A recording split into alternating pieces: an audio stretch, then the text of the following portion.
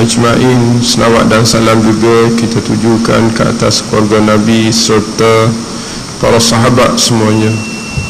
Wa man tabi'ahum bi ihsanin ila yaumiddin. Dan doa kita kepada sekalian muslimin muslimat yang ikut Nabi, para sahabat sampai kepada hari kiamat.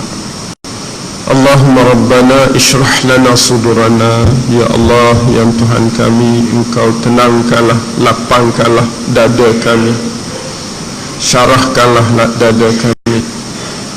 Wa yassir lana umurana.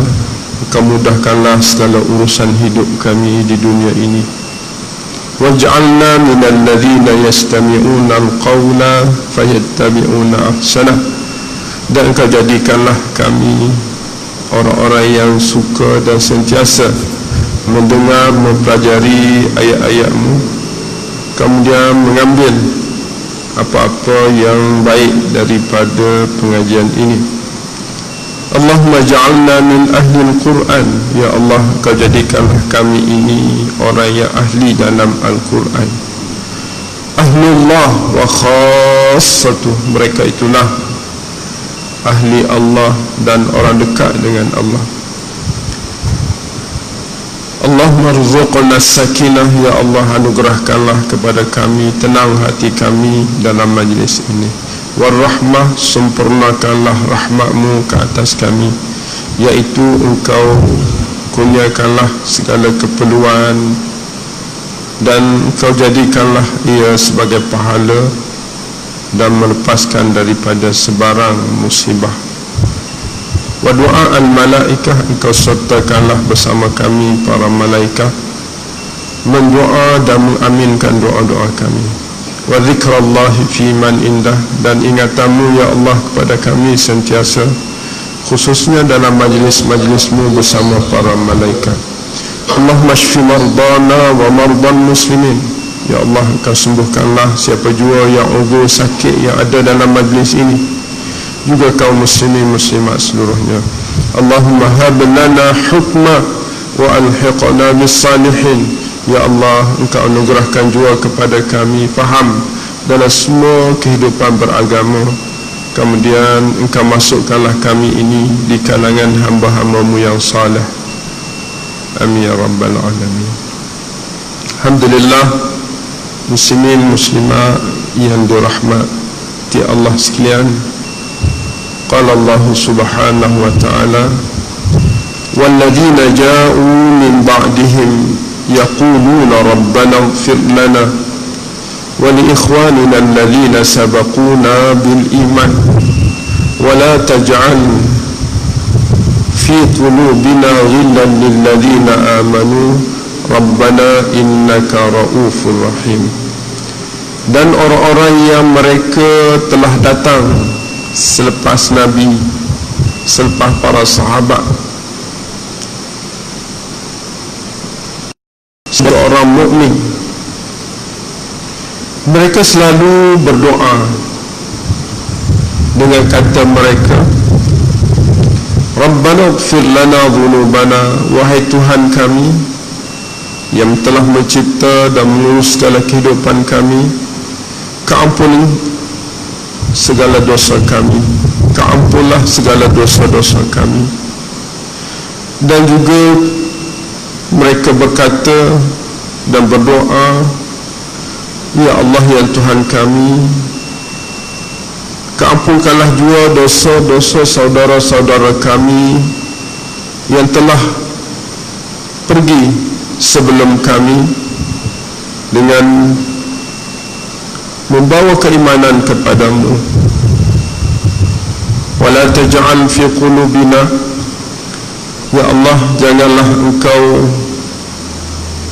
bentuk di dalam hati kami sifat dengki kepada orang-orang yang beriman. Mereka berkata lagi, berdoa lagi, wahai Tuhan kami, sesungguhnya Engkau Rauf, Maha Penyantun, Rahim, Maha Penyayang. Alhamdulillah, muslimin, muslimat yang dirahmati Allah, bersyukur kita kepada Allah dengan izin, taufik dan hidayahnya dapat kita bersama lagi pada pagi ini dalam kuliah bulanan kita, khususnya pada tahun baru ni, tahun 2019 Al-Masihi 1440 Al-Hijri, tahun yang umur kita sentiasa ke depan memanjang, meninggalkan dunia, mendekatkan kita kepada Allah.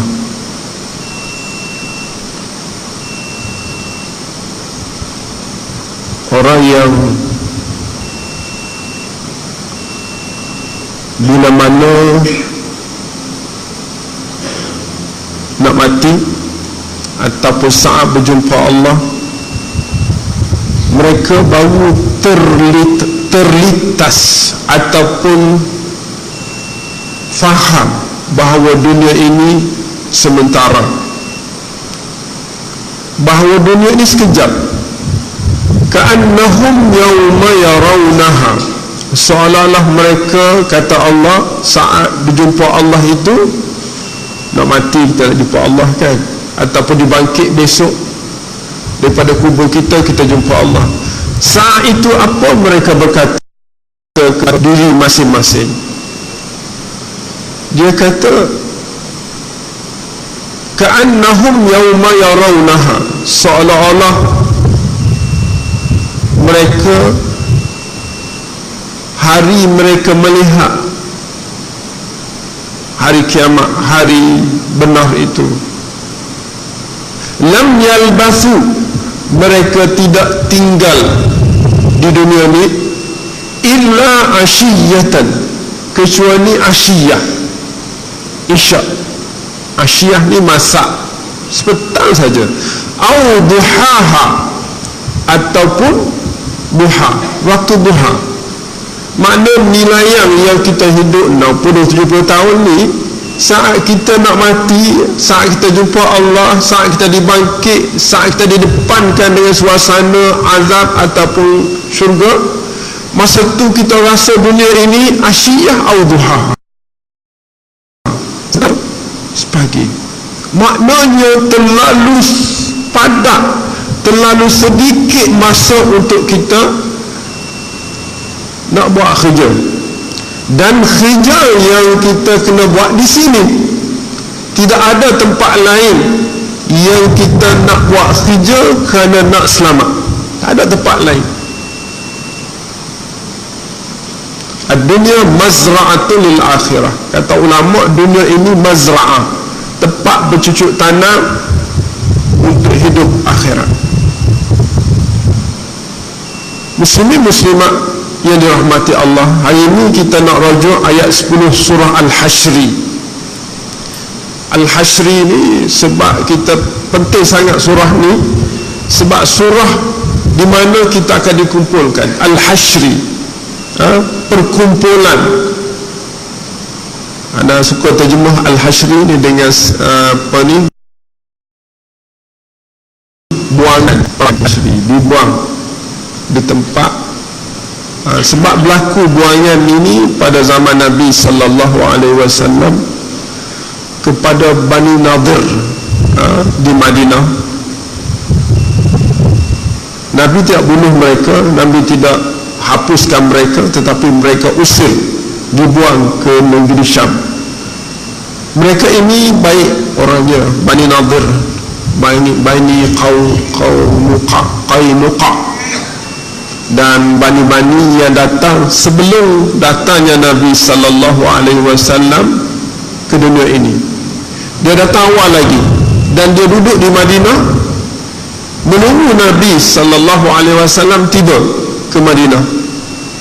Sebab dia cerita dalam kitab Taurat, kitab Injil. Dia pun tunggu punya tunggu. Bila Nabi sallallahu alaihi wasallam datang, tak kena selera. Sebab apa tak kena selera? Dia kata tak ada dalam sejarah kenabian jenis Nabi ni datang kod lain, mesti datang kod Bani Israel. Ni tak kena ni. Kritik dia punya apa yang berlaku. Muhammad bukan keturunan Israel, yang ni Nabi Yaqub. Muhammad ni keturunan Ismail. Jadi dia timbul rasa dengki. Disebut oleh Allah buat ni dengan wadda kathirun min ahlil kitab law yaruddukum min ba'di imanikum kuffara hasadan min indi anfusihim min ba'di ma tabayyana lahu min ba'di ma tabayyana mul huda.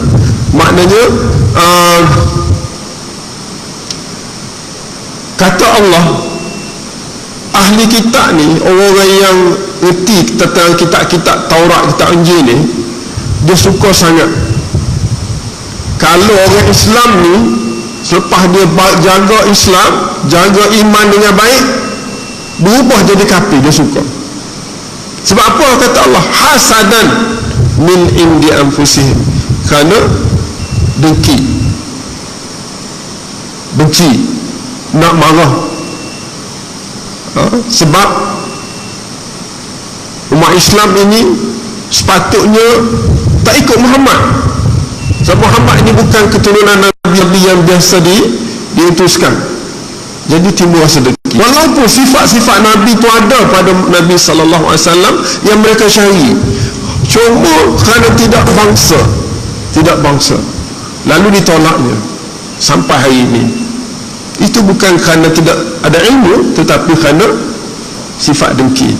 Oleh sebab itu muslimin, Allah datang ke muslimat sekalian, Allah datangkan kepada kita satu doa yang kita tidak boleh tinggalkan dia, untuk kita bacakan supaya kita bersatu padu dalam hidup hari ini. Hari ini kita tak boleh nak berpecah dah umat Islam, sebab umat kafir bersatu padu untuk menghancurkan kita. Tidak ada ruang lagi untuk kita berselisih pandangan dalam perkara-perkara akidah, perkara-perkara syariah, perkara-perkara akhlak, perkara-perkara yang boleh memberi kemenangan kepada umat ini. Tak kiralah kita duduk mana, asal mana, parti apa, kita kena rancang untuk bersatu demi mempertahankan bumi Islam, negara kita. Kita kena baca surah ayat 10 surah Al-Ahzab. Ulama mengatakan bahawa ada 3 golongan yang akan lepas daripada neraka Allah. Pertama, dalam ayat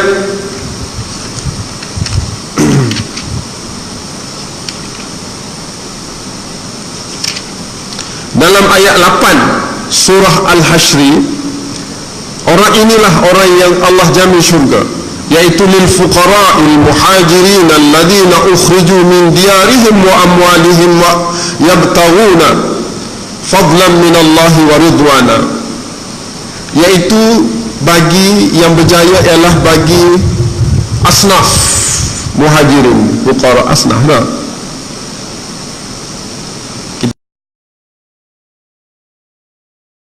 Kita hari ini bagi orang-orang fakir yang berhijrah, yang dikeluarkan daripada kampung halaman mereka dan dipisahkan dengan harta mereka. Mereka dihijrahkan ke Madinah pada zaman Nabi sallallahu alaihi wasallam. Orang ini kenapa sanggup tinggal rumah tangga, harta benda dan segala-galanya, sehingga digelar fuqara, sehingga digelar fakir miskin, sehingga sanggup menjadi asnaf. Kenapa? Kata Allah, yabtaghuna fadlan minallahi wa ridwana. Mereka sanggup berpisah dengan itu semata-mata berebut anugerah Allah subhanahu wa ta'ala. Apa anugerah Allah yang besar yang mereka rebut ni? Islam. Allahu Akbar. Islam, kebenaran yang dibawa oleh Nabi sallallahu alaihi wasallam.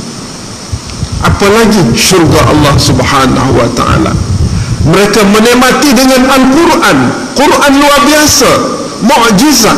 Quranlah yang menyebabkan mereka mengikut Nabi sallallahu alaihi wasallam. Yang mereka dengar dalam kehidupan mereka tidak ada seindah Al-Quran. Syair-syair yang dibaca di kalangan pakar-pakar bahasa Arab yang hebat-hebat tidak boleh menandingi Al-Quran. Lalu mereka rasa Al-Quran ini satu kitab yang mukjizat, kitab yang hebat. Lalu mereka berhijrah kepada Nabi semata-mata nak tunduk kepada Allah Subhanahu wa taala yang disampaikan oleh Rasulullah dan ditulis oleh kitab Allah Subhanahu wa taala. Mereka berhijrah dalam keadaan sanggup meninggalkan segala-gala yang mereka miliki. Nah, sehingga digelar fuqara muhajirin. Subhanallah. Apa sebab mereka berhijrah? Allah sebut yabtaghuna fadlan minallah wa ridwana. Nak redha Allah. Kita hidup di dunia ni, kalau tidak berebut ni, kita tidak akan dapat status para fuqara muhajirin. Sedangkan mereka inilah yang dijamin Allah Subhanahu wa taala ahli syurga. Satu.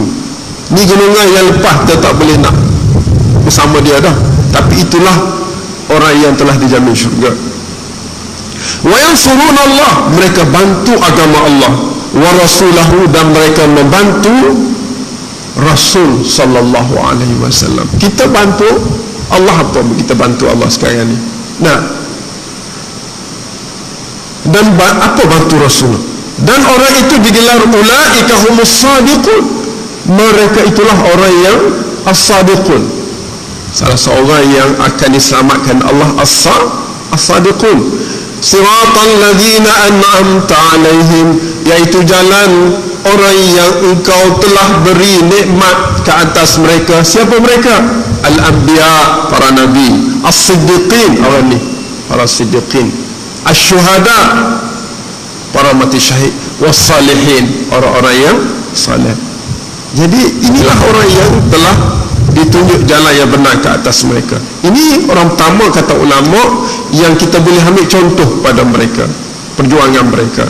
Ayat yang ke-9 dalam surah Al-Hashr juga Allah Subhanahu wa taala menyebut walladzina tabawwa'ud dara wal iman min qablihim yuhibbuna man hajara ilaihim wa la yajiduna fi sudurihim hajah mimma utu wa yu'thiruna ala anfusihim walau kana bihim khassasah.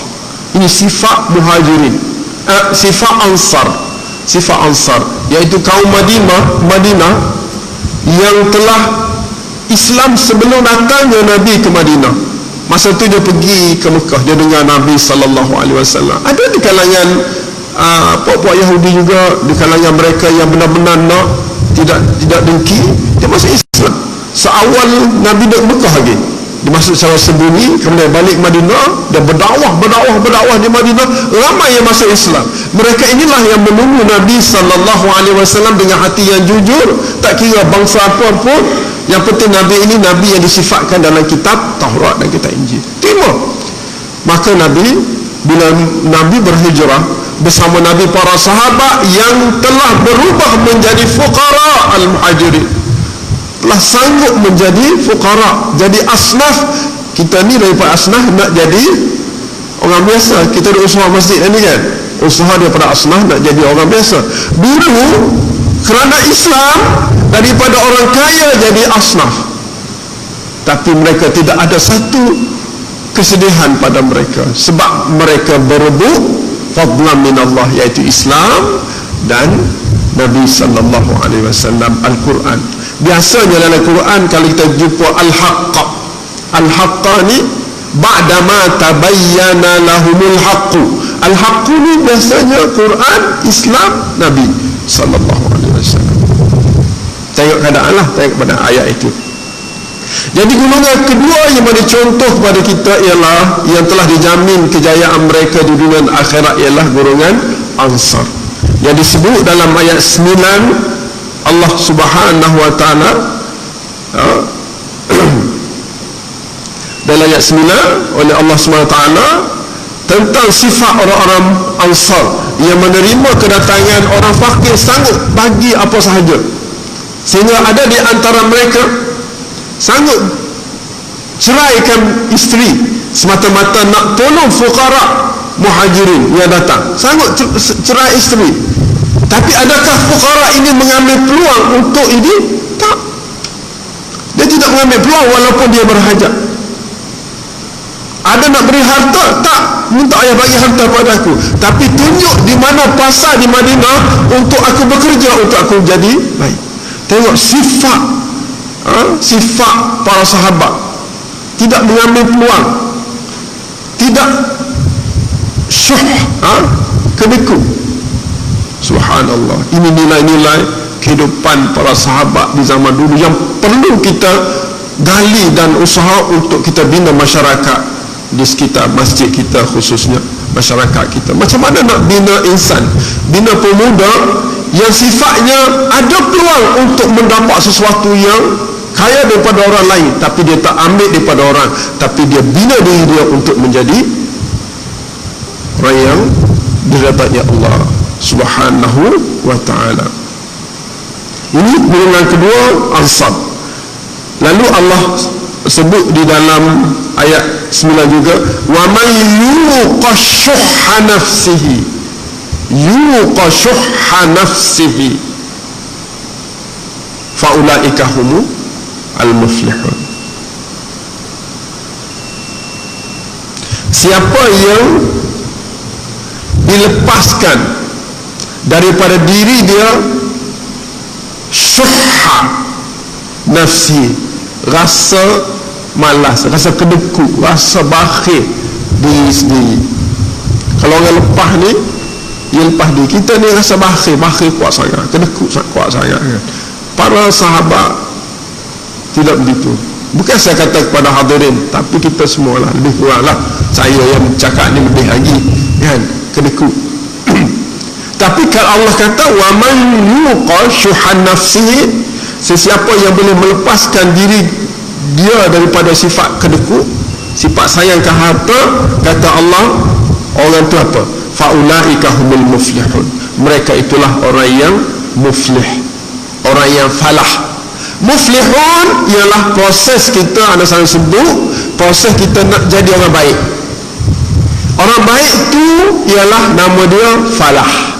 Falah, hayya alal falah kan. Muflih ialah orang-orang yang berusaha ni, kerja mari masjid, infak kan, tolong orang, jaga agama. Ini semua digelar muflihun. Mereka itulah orang muflih. Kenapa muflih ini perlu diwujudkan di kalangan kita? Untuk dapat falah. Falah apa benar? Falah ada 3.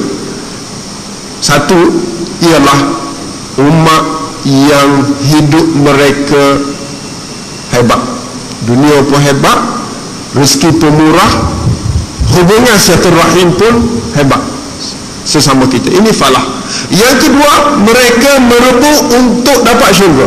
Orang ni, orang yang dapat falah. Yang ketiga, Allah jaga mereka dari sebarang keburukan. Allah jaga. Ini falah. Sebab itulah azan itu disyariatkan dengan menyebut hayya alal falah. Dia tak sebut hayya alal muflihin, tak. Ataupun hayya alal iflah. Muflih hasilnya iflah kan, iflah. Tapi tak sebut falah. Sebab itu yang kita nak. Bila negara falah, negara ekonominya bagus. Bila negara falah, negara yang umatnya kenal Allah. Bila negara falah, negara yang tidak ada negara yang boleh sentuh negara itu. Nak buat macam mana? Kena jaga Allah, kena jaga agama. Ini jelas dalam Quran, semua tempat gitu dia cerita. Sebab kita tak kenal Al-Quran, boleh jadi kita tak mendalami dia, kita tak nampak nilai-nilai kehidupan harmoni ini. Bagaimana pula pada non-Muslim? Non-Muslim, mereka perlu disampaikan dalam selalu dalam mak surat kita baca dah. Ana buat sedikit kajian dalam mak surat tu. Apa doa yang kita baca, ayat yang kita baca dalam mak surat, doa pagi-pagi kita baca,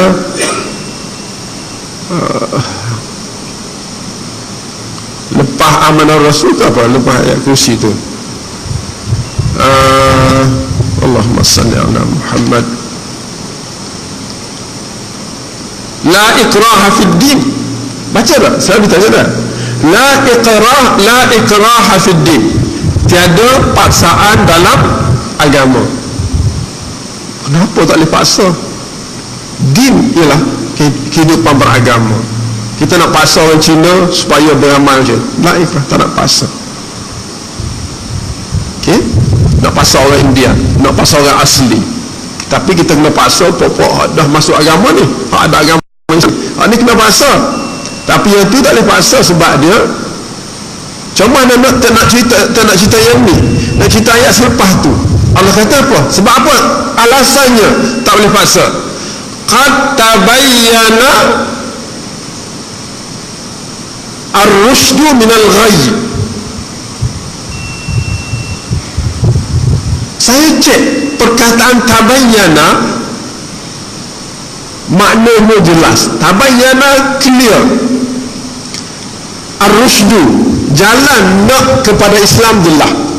Al-ghayy, jalan nak sesat jelas. Al-ghayy bukan sesat, tapi jalan nak sampai situ nampak. Ar-rusydu bukan Islam, tapi jalan kepada Islam, itu jelas. Quran adalah rusydu, nak sampai kepada kebenaran. Al-ghayy ialah maksiat untuk sampai kepada kesesatan, itu banyak. Tabayyan. Isunya tuan-tuan yang rahmati Allah, bila kita baca ayat ni qad tabayyana, anda berfikir macam mana orang kafir itu boleh tabayyana kalau orang Islam tak dakwah dia? Tabayyana ialah hasil daripada bayyana ni kita sampai baru tabayyan. Macam mana nak tabayyan kalau tidak diberi penerangan? Artinya apa? Artinya orang-orang yang Islam belum sampai ini perlu ada pihak yang menyampaikan. Bila mereka diterangkan sejelas-jelasnya, maka pada ketika itu serahlah kepada mereka nak terima atau tak nak terima Islam. Tetapi kalau kita tidak menerangkan, bayyana, Allah kata tak jelaskan kepada mereka, macam mana nak tabayyan, nak mereka jelas? Nampak tak? Kita nak baca ayat tiap-tiap hari, tak apalah dia tak nak masuk Islam pun, Islam dia jelas. Bila kamu jelaskan dia? Bila kamu tengah Islam pada mereka sehingga tabayyana, mereka dah terjelas. Hak ni saya takut sekali dalam hidup berdakwah. Kita tak sampai pun satu kalimah Islam pada mereka, tiba-tiba kita buat keputusan qad tabayyana rusydu minal ghayy. Mana kita dah terima ayat ni, belum buat apa-apa. Ayat ni anda takut sekali. Nampak tak? Jadi kita kena bayyana linnas. Allah kata kami telah terangkan. Allah dah terang dah, tapi kita tak terang kepada orang-orang ini. Oleh sebab itu, tuan-tuan dan rahmati Allah, gerakan dakwah kepada non-Muslim perlu diusahakan lagi. Terang kepada mereka apa itu Islam, apa itu bukan Islam, apa beza antara Islam bukan Islam sebenarnya yang buat oleh Zakir Naik. Dr. Zakir Naik itu cukup benar cara dia berdakwah, tapi orang tak suka sebab itu orang nampak clear. Bila orang clear, orang tahu hak mana benar salah. Tak payah nak rusyid minal ghayy. Lepas dia terang, oh gitu, jelas kan? Dia dah terang baru nampak. Tapi kalau tak terang, macam mana nak nampak?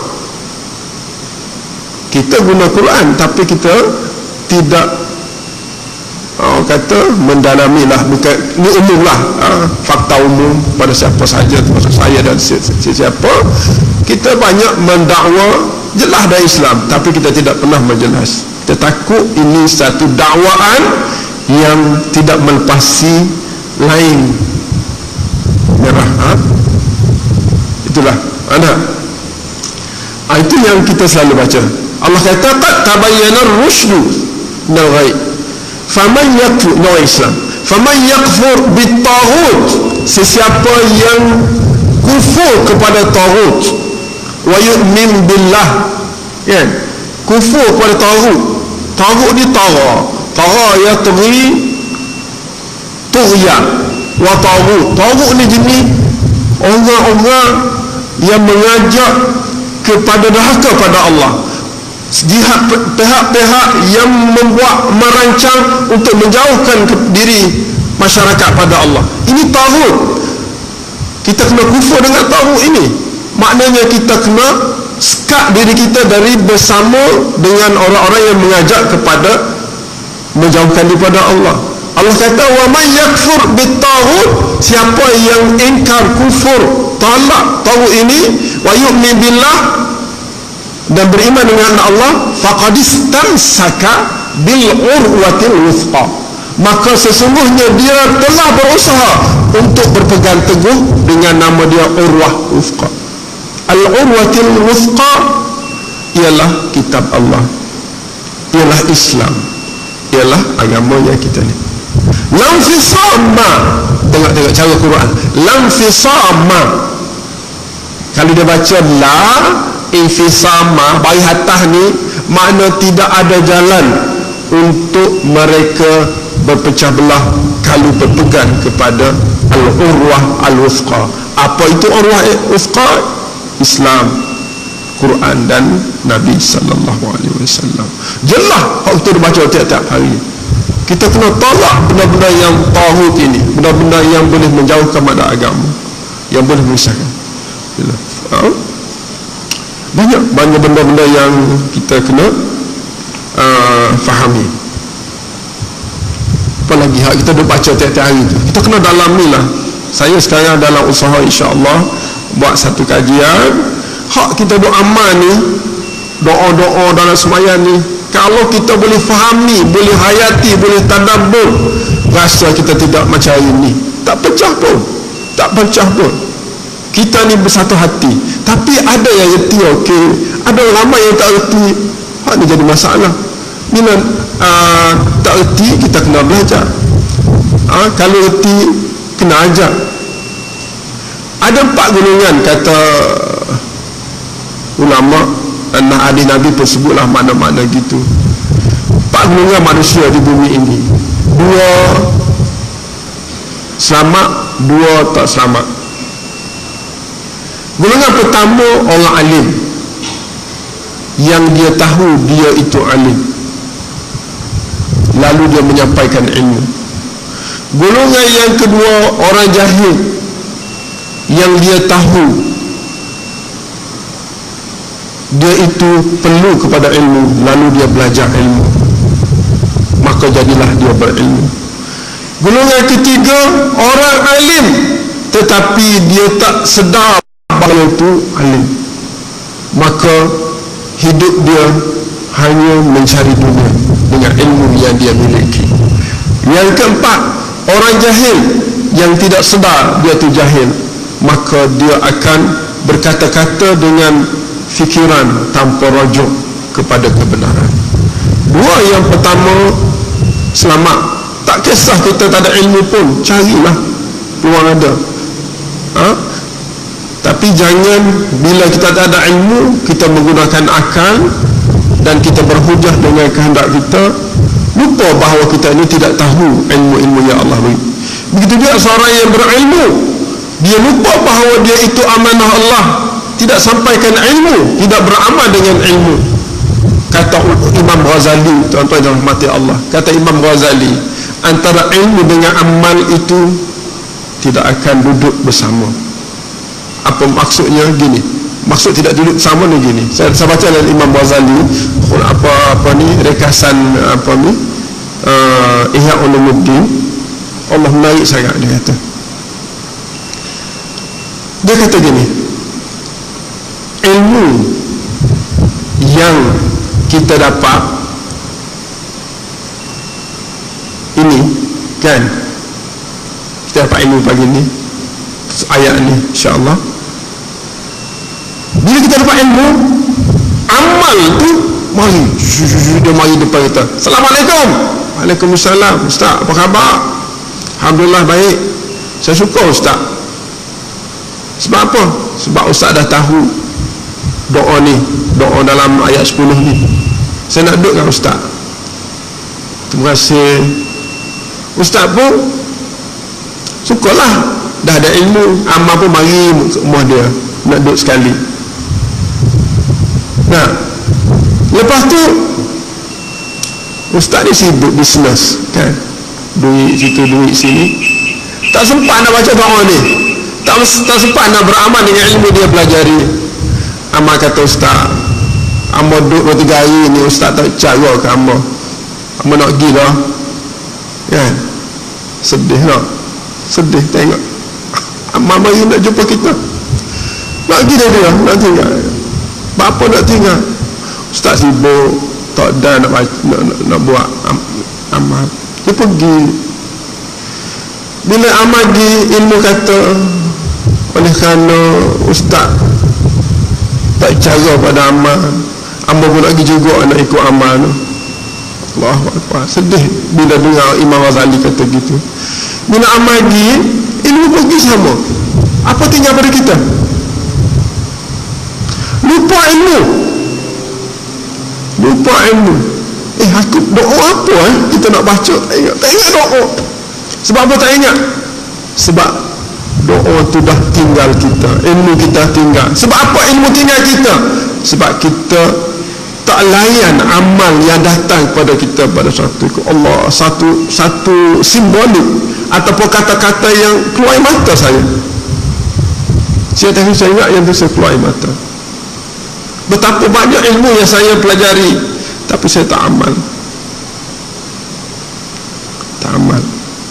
Al-ilmu bila amalin kasyajarin bila samar. Ilmu yang tidak beramal macam pokok yang ada tapi tidak ada nilai. Ada besar pokok tapi tak ada buah, serabut pula. Tebal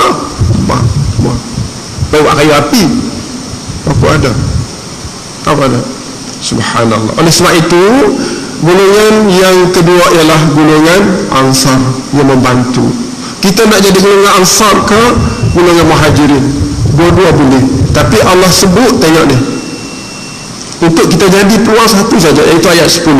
Ayat 8 dah lepas, tak ada peluang untuk kita nak jadi orang Muhajirin. Ayat 9 Ansar, tak ada peluang. Ayat 10 ni, ayat 10, 3 ayat. Ayat 10 kata ulama, kalau kita boleh berada pada ayat 10 ini, insya-Allah kita akan bersama Muhajirin dan Ansar dan bersama Nabi sallallahu alaihi wasallam. Mari kita lihat sedikit. Walladzina ja'u min ba'dihim. Ini satu. Maknanya kata ulama, yang datang selepas mereka ini ialah golongan ketiga yang beriman seperti mana berimannya Muhajirin dan Ansar. Mereka memperjuangkan agama Allah Subhanahu wa taala. Dan antara kerja harian mereka ialah berdoa. Sebab apa kita kata kerja harian? Sebab Allah menggunakan yaqulun. Yaqulun fi'il mudhari' dalla 'ala al-hal wal mustaqbal wastimrar. Fi'il mudhari' ni dalam bahasa Arab menunjukkan sekarang, akan datang dan berkekalan. Orang ini yang rasa nak ikut Nabi, para sahabat ini, dia akan berdoa sentiasa, present continuous tense. Yaqulun, sentiasa berdoa. Apa doa mereka? Ini doa kita kena amal ni, lepas-lepas semayang 20 masa baca doa.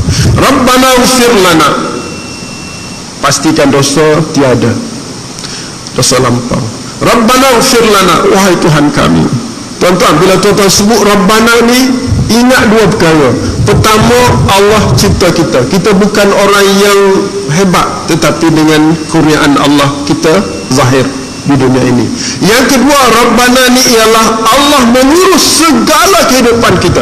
Sampai Z, dia mengurus. Rabbana tu, bila lenggak tengok ke Allah tu, teringat dia buat aku, segala-galanya dia urus. Apa kita nak? Aku banyak dosa ya Allah yang lepas. Ighfir lana, maafkan aku ya Allah. Ulama kata ighfir lana ada dua. Dosa kita dengan Allah, dosa kita sesama kita. Kita sombong sesama kita, tuan-tuan. Sedikit kesalahan dianggap besar. Hanya dengan hutang RM10 kita berkelahi sama kita. Hanya silap faham sesama kita, kita berbelah bahagi sama kita. Di mana? Di mana kita, tuan-tuan rahmati Allah? Puncanya Allah sebut dalam surah apa ni? Surah Fathih. Surah Fathih Allah sebut Muhammadun Rasulullah Muhammad itu utusan Allah. Walladzina ma'ahu, orang-orang yang bersama Nabi sallallahu alaihi wasallam itu para sahabat Muhajirin dan Ansar tadi. Asyidda'u 'alal kuffar, mereka nampak hebat bila berdepan dengan orang kafir. Ruhama'u bainahum, berkasih sayang sama mereka. Apa sebab itu berlaku? Ya, apa ni? Tarahum ruk'an, kamu tengok mereka itu rakaat sujud bersayap secara bersama. Solat berjamaah. Kenapa mereka solat berjamaah? Yabtaruna fadlan min Allah, mereka cari rebut usaha kurniaan Allah, pahala yang lebih. Waridwana, nak syurga Allah SWT. Ini para sahabat. Benda ni kita kena wujud. Perselisihan yang berlaku sesama kita puncanya tidak melakukan salat berjamaah. Kita kena jadikan masjid Nazir yang telah diberi mandat selama 3 tahun berikut. Tujuan arah ialah sampaikan perkara ini kepada setiap cerak rantau ahli jamaah, ahli masjid kita. Saya berazam begitu, tak tahulah sempat.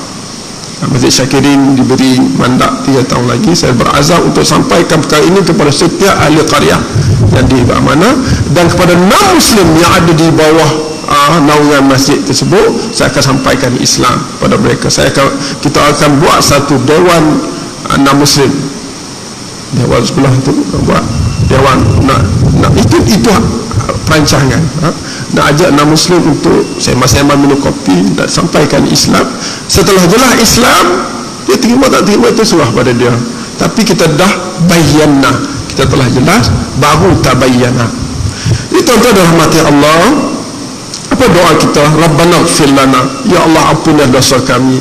Kami dengan Engkau ya Allah banyak dosa dulu sampai sekarang. Kau maaflah, Allah pun maaf. Dan ampunilah dosa kami sesama kami, Engkau satukanlah hati-hati kami.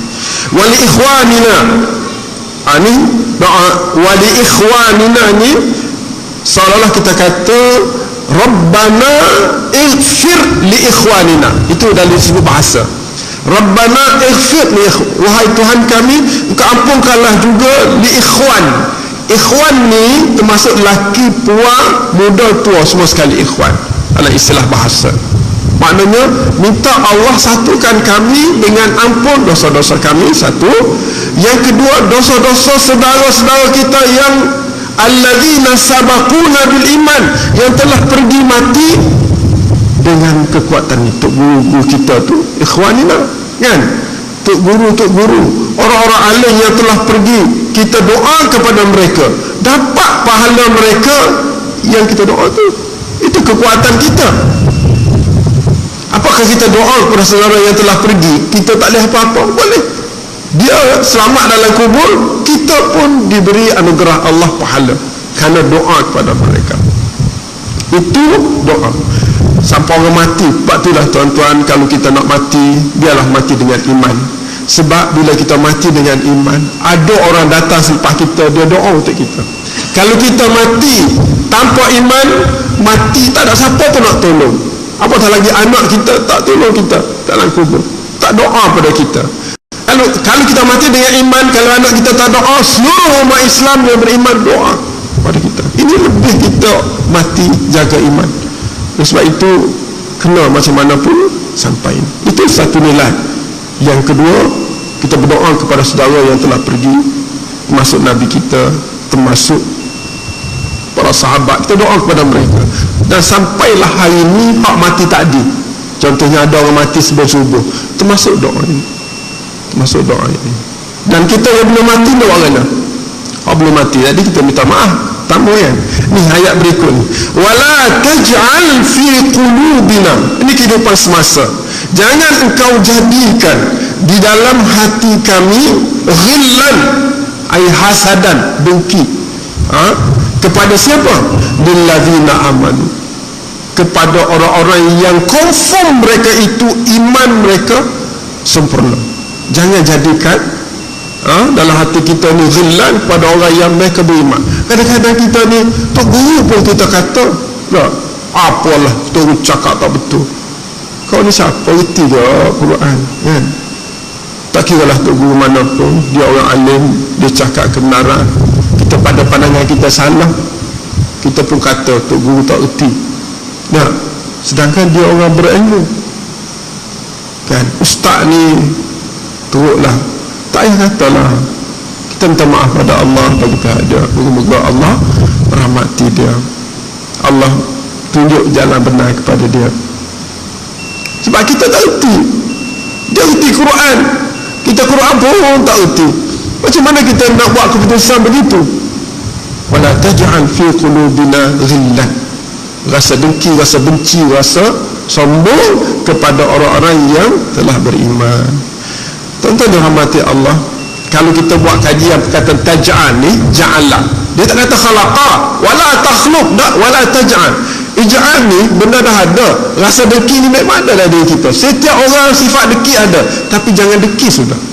Dengki tu ada, tapi jangan dengki. Kita qul a'udzu birabbil falaq min syarri ma khalaq wa min syarri ghasiqin idza waqab wa min syarri hasidin, kan? Dan aku berlindung dengan Kau ya Allah daripada hasid, orang yang dengki. Idza hasad, bila dia melakukan kedengkian. Kalau dia hasid, dengki seorang dah tak masalah, tak ganggu kita, jangan duk ganggu dia. Tapi idza hasad, bila dia merancang untuk buat sesuatu kerana dengki, ini bahaya. Oleh sebab itu tuan-tuan dirahmati Allah, benda dengki itu ada pada tiap-tiap orang, tapi janganlah menggunakan ia dalam hidup kita. Bila kita tak jaga, tak doa ni, Allah campakkan dengki dalam diri kita sesama kita, lalu Allah kembangkan dengki itu dengan aktiviti. Hak ni bahaya. Kembang dengan aktiviti. Bila aku dengki pada orang tu, aku akan buat sesuatu. Itu idza hasad, itu bahaya. Tapi dengki aku duk gegar dia ni, sekarang tu tak apa. Itu sifat gitu ada. Jadi kita doa ni supaya Allah jangan campak, jangan pasing, jangan letak dalam diri kita, kembangkan diri kita sifat ghillan kepada orang beriman. Kena doa. Kalau tidak, Allah biarkan kita berurusan dengan sendiri tanpa Allah, jadi kita bahaya. Last sekali tuan-tuan dirahmati Allah, Rabbana innaka raufur rahim. Ini anak buat sedikit pendalaman lah mengenai perkataan rauf.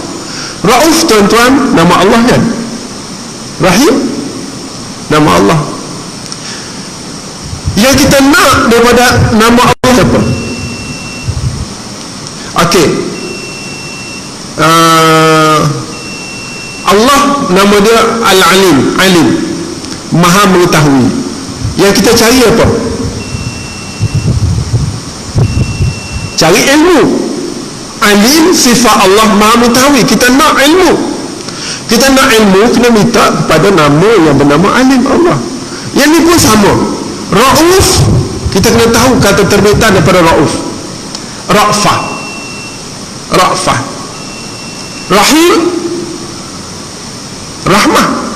Allah nama dia Rauf, menyantuni hamba-hambanya, maka kita dapat ra'fah. Bila Allah santuni kita, kita dapat ra'fah. Apa makna ra'fah? Ra'fah ni tidak simpan di dalam diri bila kita marah.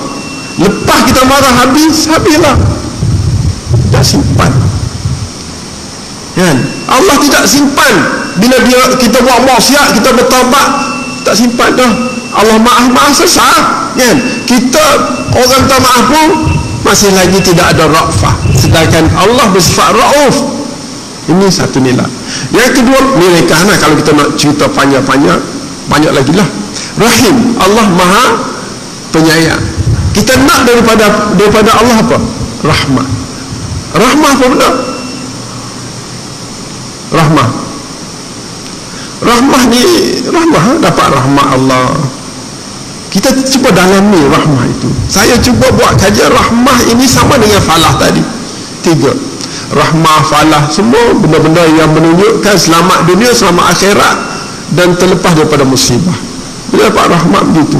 Oleh sebab itu, bila kita baca doa ni, umat ini kalau semua baca doa ni dengan faham macam tadi, dia akan dapat ra'fah daripada Allah, dan dapat rahmat dengan Allah.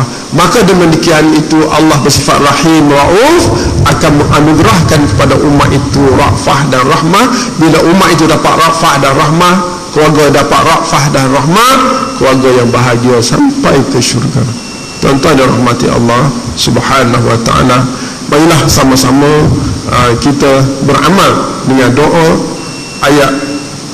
ini dalam ayat 10. Pertama, bila kita baca doa ini, kita nak masuk dalam golongan orang-orang yang akan dilepaskan daripada azab Allah di hari akhirat dan digolongkan bersama dengan orang-orang yang Muhajirin dan Ansar bersama Nabi sallallahu alaihi wasallam. Yang kedua, bila kita faham ayat 10 ini, kita akan seronok hidup di dunia, suka maafkan orang, suka minta maaf, suka tidak ada free senyumlah, senyum. Tidak hidup bahagia. Dan hidup bahagia inilah yang menghilangkan kita daripada penyakit. Kan? Bersatu padu sesama kita, berkasih sayang sesama kita, yang salah mengaku salah, yang ada ilmu menyampaikannya. Lalu kita tidak ada lagi gosip-menggosip yang menyusahkan hidup umat ini. Dan kita melihat hidup dunia ini adalah peluang untuk kita kembali kepada Allah dalam keadaan Allah redha dan kita redha kepada Allah Subhanahu wa taala. Sekadar itu aku qouli hadza, astaghfirullahal azim li wa lakum. Wassalamu alaikum warahmatullahi wabarakatuh. Rabbana ighfir lana wa li ikhwanina alladhina sabaquna bil iman wa la taj'al fi qulubina ghillan lil ladzina amanu rabbana innaka ra'ufur rahim. Irhamna warham mautana. Wa sallallahu ala Muhammad wa ala alihi wa sahbihi wa sallam.